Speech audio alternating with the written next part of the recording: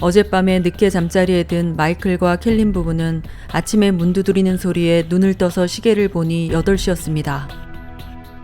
아들 브라이스가 어젯밤 내내 운전해서 집으로 돌아오고 있는 중이기 때문에 당연히 아들이 도착했구나 생각하며 급히 현관문으로 달려갔습니다. 문을 열자 그곳에는 경찰 한 명이 서 있었고 마이클과 켈러는 무슨 일로 아침부터 경찰이 찾아왔는지 의아했습니다. 경찰은 2003년형 토요타 은색 하일랜드를 소유하고 있는지 물었고 아들의 차라고 답했습니다. 경찰은 이 차량이 새벽 5시 30분에 호수 근처에서 옆으로 전복된 상태로 발견됐으며 운전자는 발견하지 못했다고 이야기했습니다.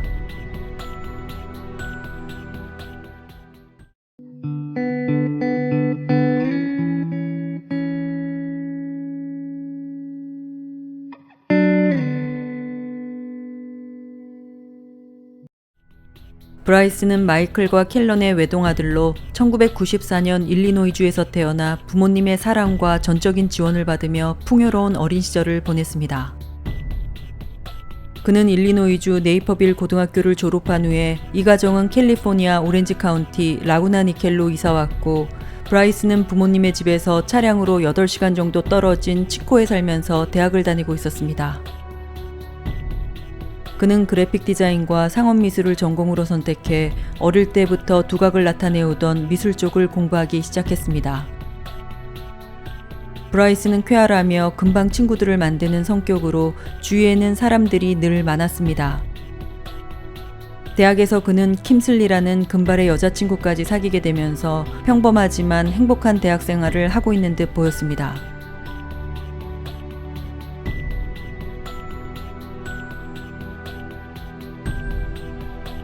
여름방학 동안 본가에 내려와서 함께 지낸 아들이 가을 학기가 시작될 때가 되어 자신의 아파트로 돌아갔습니다.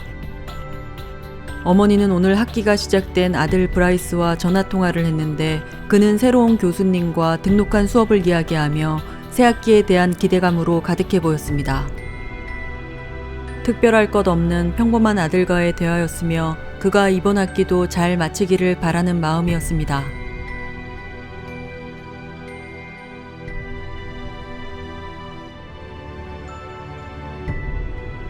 여자친구 킴은 요즘 브라이스가 이상하게 행동하는 것 같아서 걱정되기 시작했습니다. 그는 완전히 다른 사람이 된 듯 전혀 그답지 않게 행동하고 있었습니다. 그는 무슨 걱정거리가 있는 듯 보였으며 초조해하며 정상적으로 보이지 않아 계속 추궁한 결과 그가 처방받지 않은 ADHD 약을 복용했다고 실토했습니다. 미국 대학생들 중에는 시험 기간에 집중력을 높이고 잠을 자지 않기 위해 ADHD 약을 복용하는 경우가 꽤나 있었지만 학기 초기 때문에 브라이스가 왜 이 약을 복용했는지는 이해할 수가 없었습니다. 브라이스의 룸메이트 딕슨에 따르면 학기 시작 전 2주 전부터 그는 밤새도록 비디오 게임을 하기 위해 약물을 복용했으며 도수가 높은 술도 계속 마셨다고 이야기했습니다. 딕슨은 주말마다 독주를 한 병씩 마시는 브라이스가 걱정됐습니다. 그의 이상행동이 계속되자 친구 션은 그의 어머니에게 전화 걸어 브라이스의 상태를 설명했습니다. 이날은 특히 브라이스가 여자친구 킴에게 헤어지자는 문자를 하며 내가 없는 삶이 너에게 더 좋을 거야 라고 이야기했습니다. 션은 브라이스에게 무슨 걱정거리가 있냐고 물었을 때 그는 자신을 괴롭히는 일이 생겼다고만 이야기하며 정확하게 무슨 일이 일어났는지는 말하지 않았습니다. 브라이스는 이날 저녁에 여자친구네 집에 들려 관계를 정리하는 문제에 대한 이야기를 한 후에 운전을 해 1시간 반 떨어진 집으로 돌아가겠다고 했지만 킴은 브라이스가 아무래도 이상해서 자동차 키를 숨겼습니다. 킴은 브라이스 어머니에게 전화 걸어 상황을 설명하고 운전하지 못하도록 설득해달라고 부탁했습니다. 어머니는 브라이스와 전화통화를 하면서 내일 아침 비행기로 킴의 집으로 갈 테니 그곳에 그냥 있으라고 했습니다. 하지만 브라이스는 어머니의 말을 듣지 않고 운전해서 자신의 집으로 돌아가겠다고 고집을 부렸으며 집에 도착하면 엄마에게 들려주고 싶은 말이 많다고 이야기했습니다. 브라이스 어머니는 킴에게 자동차 열쇠를 주라고 말해 킴은 어쩔 수 없이 브라이스에게 열쇠를 줬으며 그날 밤 11시 30분 그는 차를 몰고 그곳을 떠났습니다.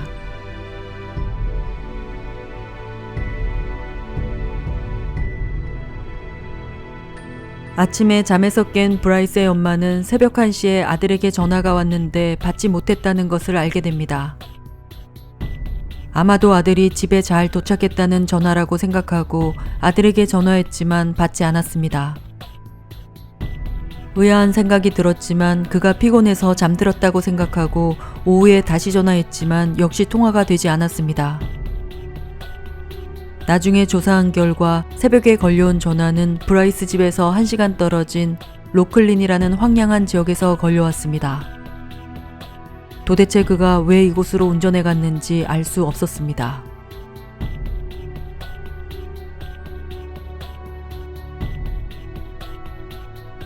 연락이 끊겼던 브라이스의 행적은 오전 11시쯤 자동차 보험회사 문자를 통해 알게 됐습니다. 브라이스가 보험회사에 기름 제공 서비스를 문의한 것으로 보였습니다. 부모님은 브라이스에게 전화했지만 받지 않았고 룸메이트에게 전화 걸어 브라이스가 집에 잘 도착했는지 물었지만 그는 집에 돌아오지 않았다고 했습니다. 계속 아들의 행적을 찾던 부모님은 신용카드가 버턴웰로라고 하는 사막에 위치한 작은 도시, 트럭들이 쉬는 곳에서 사용한 흔적을 발견했습니다. 이 도시는 부모님이 사는 라구나 리켈에서 3시간 정도 떨어진 지역으로 아들이 자신의 집으로 가지 않고 본가로 돌아오고 있다고 생각했습니다. 카드에 나와 있는 출장 자동차 서비스 업체에 전화해서 아들의 차량을 이야기하고 언제 무슨 서비스가 제공됐는지 물었습니다. 서비스 업체 직원은 아침 9시에 브라이스 차량에 기름이 떨어져 차량에 기름을 제공해줬다고 이야기했습니다. 엄마는 현재 상황을 이야기하며 아들의 상태를 자세히 듣기 원하자 서비스 업체 직원인 크리스찬은 15분이면 다시 브라이스 차가 있는 쪽으로 갈 수 있다고 말하며 자신이 다시 가서 확인해 보겠다고 했습니다. 엄마는 너무 감사한 마음으로 그의 전화를 기다렸습니다. 크리스찬은 브라이스가 차량 서비스를 받았던 곳으로 갔을 때 놀랍게도 브라이스는 3시간 전처럼 그 자리에 그대로 있었습니다. 크리스찬은 바로 브라이스 어머니에게 전화 걸어 브라이스와 전화통화할 수 있게 바꿔줬습니다. 어머니는 거기서 뭘 하고 있는지 물었고 브라이스는 그냥 있다고 대답했습니다. 어머니는 지금 당장 주유소로 가서 기름을 채우고 3시간 떨어져 있는 본가로 운전해서 오라고 이야기했습니다. 얼마 후에 근처 주유소에서 카드 사용 내역을 확인했으며 그가 본가로 오고 있다고 생각하고 있었습니다. 엄마의 예상으로는 오후 3시에는 집에 도착할 것이라고 생각했지만 그는 나타나지 않았습니다.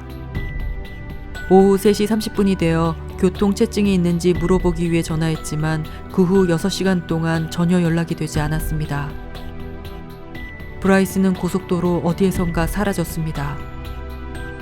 하루를 더 기다린 부모님은 다음날 실종 신고를 했습니다.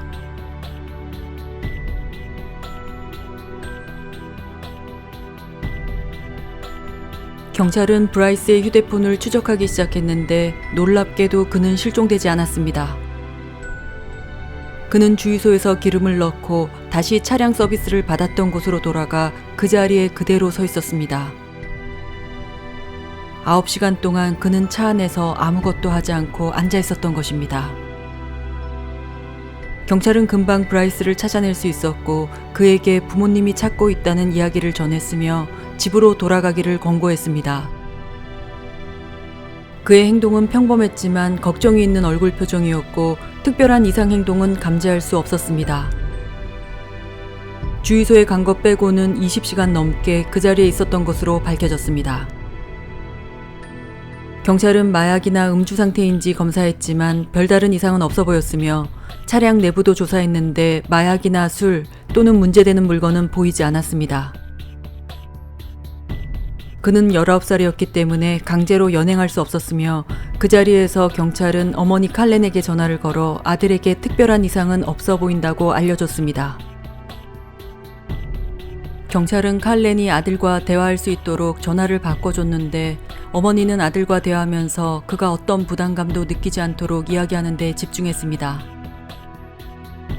어머니는 집으로 돌아와 밥을 먹고 잠을 자야 할 것 같다고 그를 달랬으며 브라이스는 본가로 가겠다고 말해 경찰은 그 자리를 떠났습니다.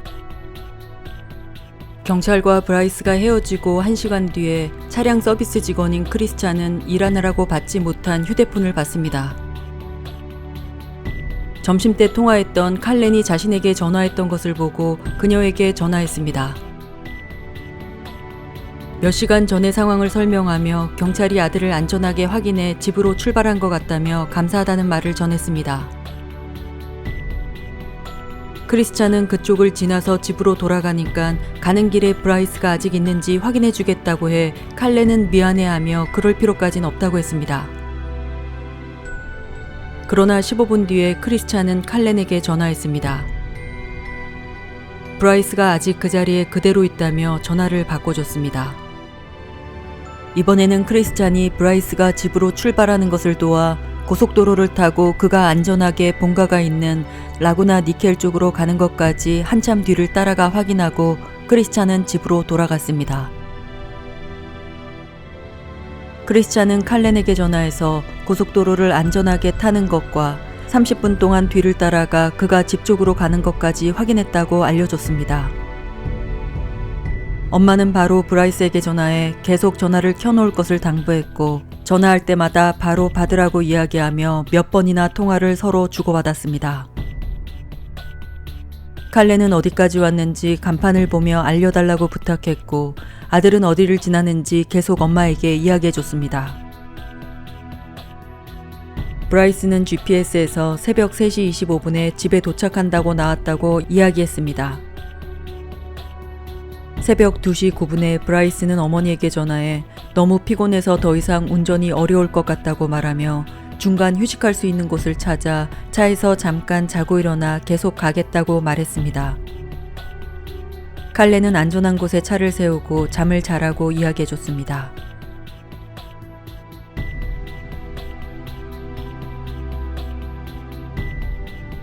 아침 8시에 부모님 집 초인종이 울렸습니다. 부모님은 침대에서 벌떡 일어나 아들이 드디어 도착했구나 생각했습니다. 그러나 현관문을 열자 경찰이 서 있었습니다. 경찰은 토요타 은색 하일랜드를 가지고 있냐고 물었고 아들의 차라고 답했습니다. 경찰은 차량이 사고 난 후 버려진 채 호수 근처에서 발견됐다고 이야기해줬습니다. 이 호수는 본가에서 2시간 북쪽으로 떨어진 지역에 있었습니다. 차량은 언덕에서 굴러 떨어진 것처럼 보였고 뒷자리 유리창이 안쪽에서 깨져 있었습니다. 차가 언덕에서 굴러 떨어지고 난 뒤 브라이스가 뒷창문을 깨고 탈출한 듯 보였는데 미량의 혈흔 자국만 있는 것으로 보아 크게 다친 것 같지는 않아 보였다고 했습니다. 차 안에서는 노트북과 휴대폰이 발견됐으며 차량 밖에서는 배낭과 지갑이 발견됐습니다. 브라이스가 왜 이곳까지 차를 몰고 왔는지 알 수 없으며 왜 이 가파른 길로 떨어졌는지도 의문이었습니다.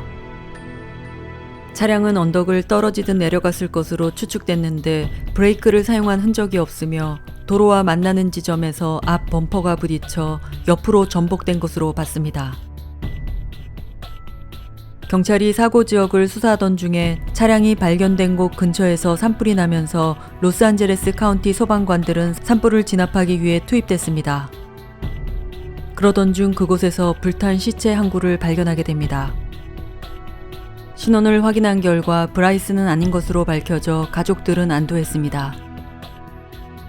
사망한 사람은 35살의 라만돌이라는 남자로 빚을 지고 쫓기다가 누군가에 의해 죽임당했습니다. 경찰은 브라이스가 자살하기 위해 차를 몰아 호수로 떨어지려고 했을 가능성을 열어놨는데 가깝게 보이는 호수는 사실상 좀 멀었습니다. 브라이스는 가파른 언덕 아래가 바로 호수라고 생각했지만 언덕 아래는 도로가 나 있어 도로와 충돌한 것으로 생각되기도 했습니다. 브라이스는 사라지기 며칠 전인 27일에 어머니로부터 선물 받은 다이아몬드 귀걸이 한 쌍과 자신의 소지품 일부를 룸메이트인 딕슨에게 선물했기 때문입니다. 딕슨은 왜 이것을 자신에게 주는지 의아해했으며 그의 어머니에게 이 사실을 알렸습니다. 경찰은 사고 후 차량에서 탈출한 뒤 계속 언덕을 따라 내려가 호수에서 자살한 것이 아닌가 추측하고 호수를 모두 뒤졌지만 아무것도 찾아낼 수 없었습니다. 브라이스가 실종되던 날에 룸메이트에게 문자한 사실이 밝혀졌습니다. 문자에는 너는 나에게 최고의 좋은 친구였고 사랑한다는 내용이었습니다. 그러나 룸메이트는 그가 자살할 것 같은 느낌이나 사라질 것 같다는 느낌은 전혀 받지 못했다고 증언했습니다. 여름방학 내내 부모님과 함께 지냈던 브라이스는 전혀 술을 마시거나 이상한 행동을 하지 않아 학기가 시작되기 2주 전에 무슨 일이 일어났는지 의아해했습니다. 부모님은 어떤 이유로도 브라이스는 자살할 이유가 전혀 없다고 눈물을 흘리셨습니다. 브라이스의 행적은 새벽 2시 15분과 4시 30분에 산으로 올라가는 길에 있는 같은 보안 카메라에 2번 찍혔습니다. 이는 엄마와 전화를 끊고 6분 뒤에 찍힌 것으로 그가 왜 이 산 위로 올라갔다가 내려왔는지 의문이었습니다. 그는 엄마와 마지막 통화를 한 후 90분이나 운전해 카스타엑 호수 쪽에 왔으며 이 지역은 본가에서 2시간 떨어진 곳이었습니다. 부모님은 완강하게 아들의 자살을 인정하지 않았고 사고 후에 머리가 손상을 받아 자신이 누군지 기억하지 못해 어디로 사라진 게 아닐까 추측했습니다. 그가 실종되기 2주 전부터 약물과 독주에 손을 댔으며 사고까지 당해 정신적으로 이상이 생길 수 있다고 주장했습니다. 그러나 브라이스의 전단지가 미국 전역에 뿌려졌으며 페이스북을 통해 배포됐지만 그를 봤다는 사람은 없었습니다. 경찰견을 동원해 사고 지점에서 브라이스가 움직인 방향을 수사하기 시작했는데 수사견은 사고 현장에서 트럭 정류장까지 이어지는 도로에서 브라이언 냄새를 맡아냈습니다. 전문가는 브라이스가 트럭을 히치하이킹했다가 트럭 운전자에게 잡혔거나 불행한 일을 당했을 가능성도 열어놨습니다. 브라이스가 스스로 사라짐을 선택해서 자신의 문제로부터 벗어나기를 원한 것은 아닌가 추측하기도 했습니다. 그는 차량이 사고 난 후에 트럭 정류장까지 걸어가 트럭을 얻어 타고 다른 먼 지역으로 이동해서 숨어 살 수도 있다고 생각했습니다. 산쪽 지역을 운전하고 다니던 브라이스가 우연히 살인사건 현장을 목격하게 됐고 살해범에 의한 어떠한 일을 당하지 않았을까 하는 견해도 있습니다. 브라이스가 그 지역에 있을 때와 라만돌이 사망한 시각이 같았기 때문입니다. 일부 사람들은 브라이스의 친구들이 그가 정신적으로 온전한 것 같지 않다는 말을 여러 번 부모님께 알려줬음에도 불구하고 마이클과 켈런이 이를 심각하게 받아들이지 않았다는 것을 의심했습니다. 또한 아들이 몇 시간 같은 장소에 머물고 있음에도 빨리 그쪽으로 가서 아들을 도울 생각을 안 했는지에 대한 아쉬움을 표하기도 했습니다. 아마도 브라이스는 약물 중독을 상해하고 싶지 않았나 추측했지만 아무도 결론 내릴 수는 없었습니다. 이런 많은 가능성을 열어뒀지만 경찰은 공식적인 수사를 중단했습니다. 현재 가족들은 사설 탐정을 고용해서 포기하지 않고 브라이스를 계속 찾고 있습니다.